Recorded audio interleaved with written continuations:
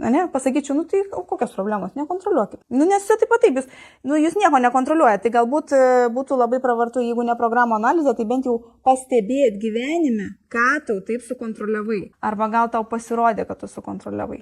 Iš tikrųjų, tu nieko nesukontroliavai, tiesiog taip įvyko ir vis. Nu, tiesiog taip susidėliojo, o protas, aišku, priskyrė tai, kad čia tu tai padarai. Kad čia dėl to, kad tu tai padarai, dėl to taip įvyko. O visai iš tikrųjų ne. Buvo ten tūkstančiai variantų, kaip galėjo atsitikti kitaip. Nu, tiesiog gal pasisekė, sakykim, taip. Galima sakyti, kad visi įvykiai, kurie įvyko taip, kaip mes norėjom, realiai mums pasisekė. Ir gal dėl to mes ir džiaugiamės, kai būna va tokia gera diena, kada viskas spėjai taip, kaip tu suplanavai. Ir tai, oi, faina va. Taigi čia sėkmė gaunasi. Sėkmė. Nes teoriškai galėjo įvykti labai daug dalykų, dėl kurių taip neįvyko taip, kaip tu norėjai, kur galėtų taip neįvykti, kaip norėjai. Ir dažnai tai būna, kad ir neįvyksta, ir tada mes liūdime, mes esam nepatenkinti, nes neįvyko. Nu, va tada jau nesėkmė mes vadinam tai tuos įvykius.